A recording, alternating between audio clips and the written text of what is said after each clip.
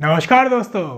Why Indian parents must stop comparing their children. ये काफ़ी important topic है और काफ़ी जो बच्चे होते हैं वो ये चीज़ काफ़ी ज़्यादा कंप्लेन भी करते हैं कि उनके पेरेंट्स हमेशा उन्हें कंप्लेन करते रहते हैं, और जब वो अपने पेरेंट्स से इस बारे में बात करते हैं तो वो कभी उनकी फीलिंग को एक्नॉलेज नहीं करते। या फिर ये आप समझ सकते होंगे अगर आप भी वो बच्चे हैं, या फिर अगर आप भी आसपास देखते हैं कि पेरेंट्स काफ़ी ज़्यादा कंपेयर करते हैं, या फिर अपने पेरेंट्स को भी बात करते देखते हैं और किसी पेरेंट्स से कि उनके बच्चों ने ऐसे कर दिया वैसे कर दिया,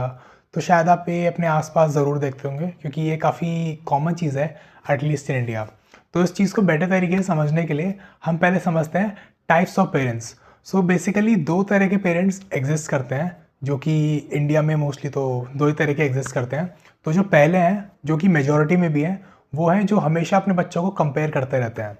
वो रिश्तेदारों को कॉल करेंगे, कभी अपने फ्रेंड्स वगैरह जो उनके होते हैं उनको कॉल करेंगे और अपने बच्चों के बारे में हमेशा उन्हें कंपेयर करने की कोशिश करेंगे। और यही पेरेंट्स मेजॉरिटी में ही हैं, अगेन मैं आपको बता रहा हूँ। तो ये मेजॉरिटी के जो पेरेंट्स होते हैं ये अपने रिश्तेदारों को कॉल करेंगे, अपने बच्चों की बुराई करेंगे, उन्हें कंपेयर करेंगे कि हमारे बच्चे ने ऐसे कर दिया, इसमें कोई अच्छी आदत नहीं है, ये ऐसे कर देता है फिर ऐसे कर देती है। और कभी कभी तो ऐसे ही बोल देते हैं, अगर वो अपने लेट 20s में होते हैं फिर अपने 30s में भी होते हैं, तो उनकी शादी को लेके, उनके मैरिटल स्टेटस को लेके भी बोला जाता है कि इतना बड़ा हो गया या इतनी बड़ी हो गई, इसकी शादी नहीं हो रही, ये नहीं हो रहा, वो नहीं हो रहा, इसकी अच्छी नौकरी नहीं है, अच्छा काम नहीं चल रहा। ऐसे ऐसे करके उन पे काफ़ी ज़्यादा कमेंट्स पास किए जाते हैं, उनकी बुराई करी जाती है। जो पेरेंट्स होते हैं, फिर इस टाइप के जो पेरेंट्स होते हैं ये काफ़ी ज़्यादा अपने बच्चों की बुराई करते हैं। और ऑब्वियसली वो जो बुराई करते हैं पेरेंट्स और लोगों से, अपनी रिश्तेदार में या फिर रिश्तेदारी में या फिर अपने दोस्तों से, वो जो बुराई करता है उसका इंटेंट वही होता है कि वो सिर्फ सिंपैथी गेन करना चाह रहे हैं उन लोगों से जिनसे वो बुराई कर रहे हैं। और कभी कभी काफ़ी सारी चीज़ों के ऊपर कमेंट करते हैं। उनके बच्चों के जो फाइनेंशियल स्टेटस होता है, ऐसा बोलते हैं कि इसकी नौकरी अच्छी नहीं है, इसका बिज़नेस है, अगर वो बिज़नेस अच्छा नहीं चल रहा, या फिर काफ़ी सारे मतलब किसी भी चीज़ को लेके, लाइफ के किसी भी एस्पेक्ट को लेके वो कंपेयर करेंगे। और इंटेंट तो आपको मैंने बता ही दिया क्या होता है उनका। तो आपको एक चीज़ जो समझनी है कि ये करना is not the right thing to do, क्योंकि इससे काफ़ी ज़्यादा आपके जो बच्चे जो होते हैं उनके और आपके बीच में, पेरेंट और बच्चों के बीच में काफ़ी ज़्यादा डिटैचमेंट क्रिएट हो जाता है, क्योंकि आप कॉन्स्टेंटली उन्हें कंपेयर करते जा रहे हैं। और ऑब्वियसली आपके बच्चों को कहीं ना कहीं से पता लगता ही है, या फिर जब आप उनके सामने ये सब चीज़ें करते हैं तो काफ़ी ज़्यादा एक डिटैचमेंट वाली फीलिंग क्रिएट हो जाती है दोनों जो पेरेंट्स और बच्चों के जो बॉन्ड होता है उसके बीच में। और जो दूसरी टाइप के जो पेरेंट्स होते हैं, या फिर जो टाइप 2 पेरेंट्स होते हैं जो इंडिया में एग्जिस्ट करते हैं, जो कि होते हैं बेटर पेरेंट्स होते हैं इनसे। और ये अनफॉर्चुनेटली ये जो बेटर पेरेंट्स होते हैं ये माइनॉरिटी में एग्जिस्ट करते हैं। और ये क्या करते हैं कि अगर इनका बच्चा है, फिर इनका बेटा है, बेटी, कोई भी, रिगार्डलेस ऑफ जेंडर बात हो रही है यहाँ पे, तो अगर इनके लिए इतने से कुछ एफर्ट्स करता है, लेट्स से उनके बच्चे की अगर जॉब लग गई या फिर उन्होंने अपना कुछ काम शुरू किया, तो अपने पेरेंट्स के लिए कोई छोटा सा गिफ्ट लेके आ गया, फिर कुछ भी एक जेस्चर ऑफ अप्रिसिएशन, कुछ भी उन्होंने अप्रिशिएट करने के लिए अपने पेरेंट्स को उन्होंने कुछ किया, तो अगर इनके बच्चे इनके लिए इतना सा कुछ करते हैं, इतनी सी कोई चीज़ करते हैं, तो ये उसे इतना बड़ा करके बताते हैं। और अपने बच्चों के बारे में कभी कुछ बुरा नहीं बोलेंगे रिश्तेदारों को, और कभी भी ऐसे कुछ नेगेटिविटी नहीं फैलाते अपनी फैमिली में या फिर अपने बच्चों को लेके।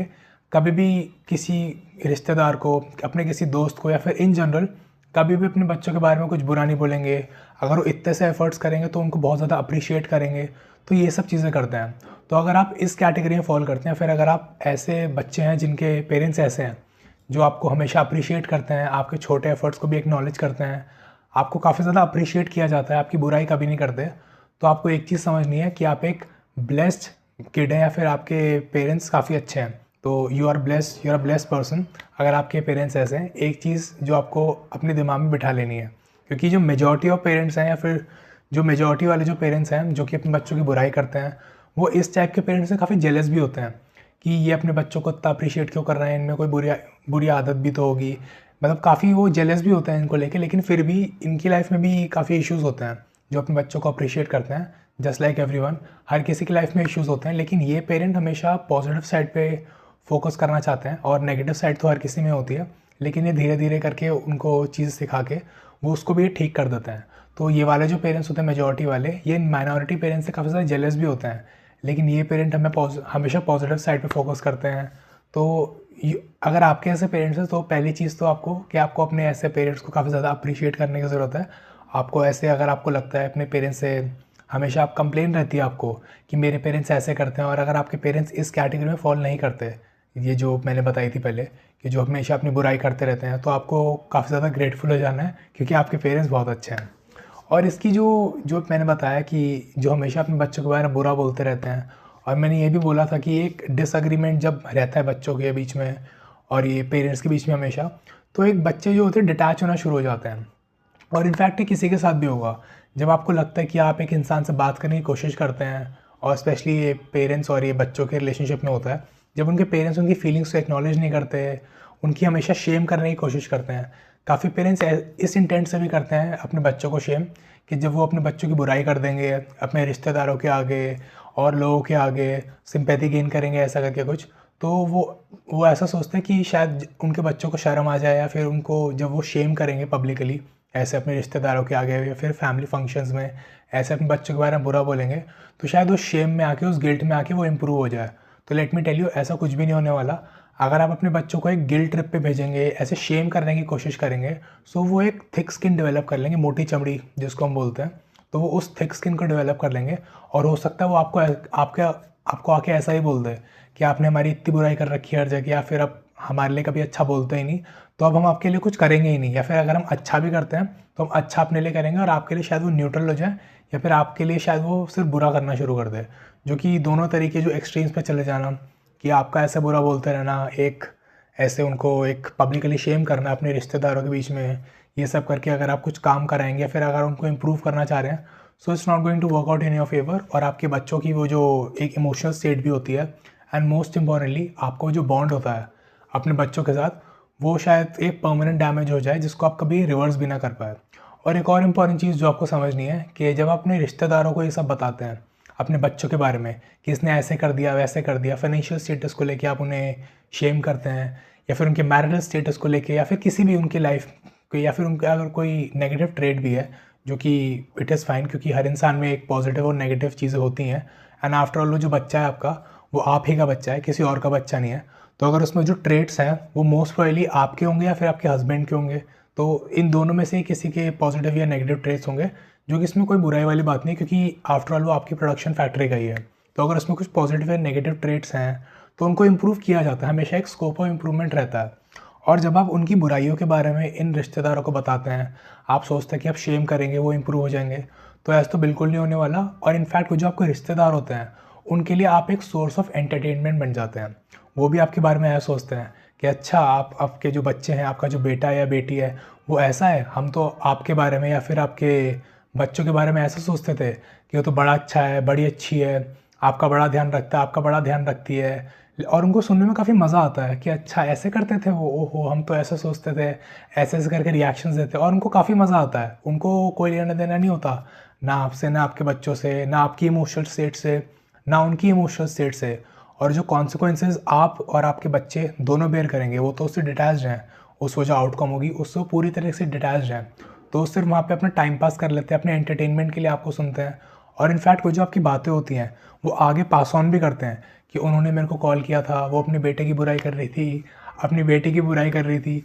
तो ये सब चीज़ें बहुत ज़्यादा फैमिली में चलती रहती हैं, और आप सिर्फ एक सोर्स ऑफ एंटरटेनमेंट बन जाते हैं, और कुछ नहीं हो पाता। और इनफैक्ट आपके बच्चों के साथ आपका जो रिलेशनशिप है वो ही ख़राब होता रहता है। तो अगर ऐसी सब चीज़ें आप करते हैं अपने बच्चों के साथ, तो दिस नीड्स टू स्टॉप, क्योंकि ये एक सही चीज़ नहीं है करना। और आपका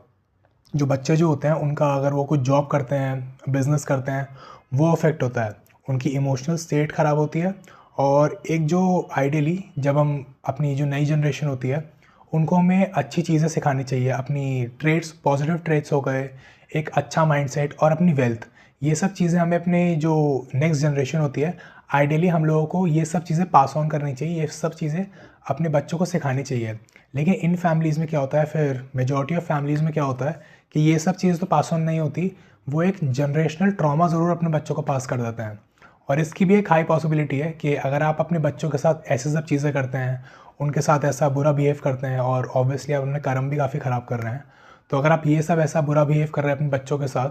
तो काफ़ी ज़्यादा पॉसिबिलिटी है कि आपके बच्चों का भी ऐसा ही माइंडसेट हो जाएगा, और उनकी जो जनरेशन होगी, जो उनके बच्चे होंगे, तो एक जनरेशनल चेन बन गई है एक, तो अपने बच्चों के साथ भी ऐसा ही बिहेव करेंगे, ऐसे उन्हें शेम करेंगे, ऐसी उनकी बुराई करेंगे, तो वो चीज़ पास ऑन होती रहती है। सो इस चीज़ को किसी भी एक जनरेशन जो भी अगर आप देख रहे हैं, अगर आप एक पेरेंट हैं या फिर अगर आप बच्चे हैं जो ये देख रहे हैं, तो अगर आप इस चेंज को इम्प्लीमेंट कर पाएँ अपनी फैमिली को, so will be really good for you and for your upcoming generations. तो इस चेंज को इम्प्लीमेंट करना शुरू करें, क्योंकि ऐसा भी हो सकता है कि आप उस शेम में या फिर उस गिल्ट ट्रिप पे भेज के आप सोचें कि अपने बच्चों को इम्प्रूव कर देंगे, या फिर अगर आप अपना कुछ काम करवाना चाहते हैं आप वो करवा लेंगे, लेकिन आप ये नहीं समझते कि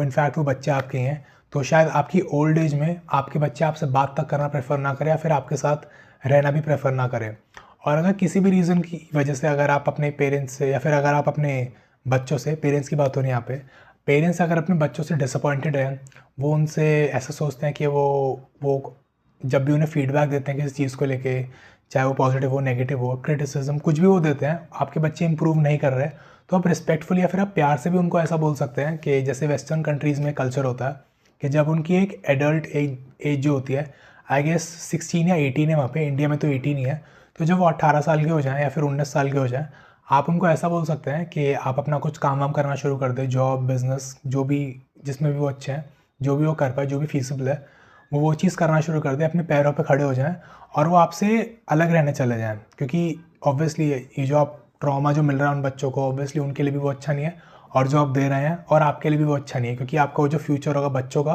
और पेरेंट्स का, अगर वो ये ट्रॉमा चलता रहा, वो आपको कुछ बुरा बोलें, आप उनको कुछ बुरा बोले, तो ये साइकिल को एंड करना ज़रूरी है। तो इट्स बेटर कि आप उनको बोल दें कि आप अलग रहना शुरू कर दें, क्योंकि आप काफ़ी ज़्यादा डिसअपॉइंटेड हैं, आपके पर्सपेक्टिव्स मैच नहीं होते। तो this is a better option rather than कि अपना रिलेशनशिप अपने ही बच्चों से ख़राब करें। ये चीज़ करनी बिल्कुल भी सही नहीं है। और अगर पेरेंटिंग से रिलेटेड या फिर अगर अपनी लाइफ में कुछ भी इश्यूज़ हैं आपकी फैमिली में, आपके बच्चों के साथ, या फिर आपकी वर्क प्लेस पे, या फिर किसी भी अपने माइंडसेट को लेके अगर आपके पास किसी भी तरह के इश्यूज़ हैं और अपनी डिसीजन मेकिंग को इम्प्रूव करना चाहते हैं, क्योंकि होता क्या है कि काफ़ी लोगों को ये स्टक रहने वाली फीलिंग होती है कि वो अपने डिसीजन ले ही नहीं पाते। अगर पेरेंट्स के साथ रहना है नहीं रहना, पेरेंट्स के पास ये डिसीजन मेकिंग पावर नहीं हो पाती कभी कभी कि अपने बच्चों को किस तरीके से समझाना है, उनके साथ क्या क्या डिसीजन लेना चाहिए उनके लिए जिससे वो इम्प्रूव हो जाए। तो ये डिसीजन मेकिंग एबिलिटी की वजह से काफ़ी ज़्यादा लोगों को ऐसा लगता है कि उन्हें एक स्टक, ऐसा लगता है कि वो कुछ कर नहीं पा रहे अपनी लाइफ में, एक स्टैग्नेंसी वाली फीलिंग आती है। तो अगर ऐसे कुछ इश्यूज़ हैं या डिसीजन मेकिंग से रिलेटेड कुछ इश्यूज़ हैं और आप इन्हें इम्प्रूव करना चाहते हैं, तो आप मुझे व्हाट्सएप पे रीच आउट कर सकते हैं। आपको मुझे IP व्हाट्सएप करना होगा and I will be more than happy to help you. Number आपको डिस्क्रिप्शन में मिल जाएगा। और एक मूवी आई थी, संजू करके एक मूवी आई थी, उसमें एक सीन था कि वो जो संजय दत्त होते हैं, आपने वो सीन शायद देखा होगा कि उसमें हुआ क्या था कि वो जो संजय दत्त होते हैं उनके अंडरवर्ल्ड के एक कोई होते हैं, डॉन वॉन होते हैं शायद, वो उनके साथ कुछ कनेक्शंस ऐसे दिखाया जाता है उस मूवी में। ये मेरा कुछ, मैं अपने आप से नहीं बोल रहा हूँ, उस मूवी से ही बता रहा हूँ। तो उसमें ऐसे दिखाया जाता है कि अंडरवर्ल्ड में उनका कुछ कनेक्ट होता है और उन्हें ज़बरदस्ती वो जो अंडरवर्ल्ड के जो दादा वादा होते हैं वो उन्हें अपने किसी फंक्शन अटेंड करने के लिए बुलाते हैं, और वो उन्हें मना भी करना चाहते हैं, लेकिन वो चाहकर भी उन्हें मना नहीं कर पाते, क्योंकि वो शायद उन्हें गोली मार देंगे या फिर ऐसा कुछ था उसमें कि उन्हें गोली मार देंगे। उन्हें उस चीज़ से थोड़ा डर लग रहा था, और उनके पापा को पता लग जाता है, संजय दत्त के जो पापा होते हैं उनको वो चीज़ पता लग जाती है। तो वो अपने बेटे को कन्फ्रंट करते हैं और उससे पूछते हैं, लेकिन वो उन्हें एक क्लैरिटी के साथ कुछ ठीक से नहीं बताते। तो आपने उसमें देखा होगा कि उनके जो पेरेंट हैं, वो जो उनके पापा जो होते हैं संजय दत्त के, वो उनको अपने साथ कहीं लेके जाते हैं और उन्हें थोड़ा डांटते भी शायद हो, लेकिन वो उस चीज़ से, उस सिचुएशन से कैसे नेविगेट करना है, उस सिचुएशन से कैसे निकालना है, वो उनको गाइड करते हैं। वो अपना एक्सपीरियंस शेयर करते हैं, अपनी लाइफ के बारे में बताते हैं। तो इससे आप एक चीज़ ले सकते हैं, पेरेंट्स इस सीन से एक लर्निंग ले सकते हैं कि आपके जो बच्चे हैं उनके पास एक्सपीरियंस है लाइफ का, लेकिन ऑब्वियसली वो आपके जो लाइफ का एक्सपीरियंस है उससे कभी वो मैच नहीं कर सकते। तो एज अ पेरेंट ये आपकी रिस्पॉन्सिबिलिटी है, जैसे उस मूवी में भी दिखाया था कि अगर आप अपने बच्चों को सिर्फ क्रिटिसाइज़ करते रहेंगे, उन्हें बोलते रहेंगे ये अच्छा नहीं है, ये गलत नहीं है, ये ऐसे नहीं होना चाहिए, वैसे नहीं होना चाहिए,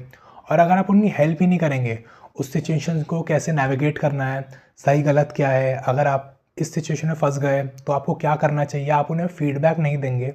आप उन्हें चीज़ें सिखाएंगे नहीं करना, तो वो हमेशा उस सिचुएशन में स्टक ही रहेंगे और आपका वो जो रिलेशनशिप है वो हमेशा ख़राब ही रहेगा। सो इस सीन से आप ये सीख सकते हैं कि अपने बच्चों की हेल्प करें उस सिचुएशन को नेविगेट करने में, क्योंकि आपके पास बहुत ज़्यादा एक्सपीरियंस है और आपका एक्सपीरियंस उनको काफ़ी ज़्यादा हेल्प करेगा जिससे वो इस सिचुएशन से निकल पाएँ, फिर नेविगेट कर पाएँ। और इसकी भी एक पॉसिबिलिटी है कि अगर आप एक कम्युनिकेशन अपना अच्छा रखेंगे, एक बेटर पेरेंट बनेंगे, जो कि मोस्टली पेरेंट्स होते ही हैं, इस जस्ट कि थोड़े बहुत चेंजेस करने की ज़रूरत होते हैं, लेकिन अगर आप वो थोड़े बहुत चेंजेस भी इम्प्लीमेंट कर लेंगे, एक बेटर पेरेंट बनेंगे, तो आपकी जो अपकमिंग जनरेशन्स होगी वो आपके साथ काफ़ी एक फैमिली वाली फीलिंग हो जाएगी आपकी। देखते हैं वो बड़ी बड़ी फैमिलीज़ होती है, एक ही घर में रहते हैं, तो वो चीज़ करना काफ़ी मुश्किल हो जाए, काफ़ी ईजी हो जाएगा, सॉरी, क्योंकि आजकल वो चीज़ काफ़ी मिसिंग हो रही है। कोई अपने पेरेंट्स से इंटरेक्ट नहीं करना चाहता, पेरेंट्स का कॉल भी आता है तो बच्चे उठाते नहीं हैं, क्योंकि इन सब ये जो ट्रॉमा होता है, जनरेशनल ट्रॉमा, इन सब की वजह से। तो इन सब चीज़ों को अवॉइड करना इज़ द की। ऐसा एक फैमिली को एक फैमिली की तरह रखा जाए, फिर सब साथ मिल कर रहे, so that is the best thing. And after all we are all Indians, हमें ये सब चीज़ें ही पसंद है, तो थोड़े बहुत चेंजेस करके इन सब चीज़ों को हमें करना चाहिए। और इस वीडियो को शेयर करें अपने दोस्तों के साथ और उन पेरेंट्स के साथ जिन्हें इस एडवाइस की ज़रूरत है, और इस चैनल को सब्सक्राइब करें, because I release a new video every Monday and Thursday, and you won't want to miss them. Thank you, and I'll see you in my next one.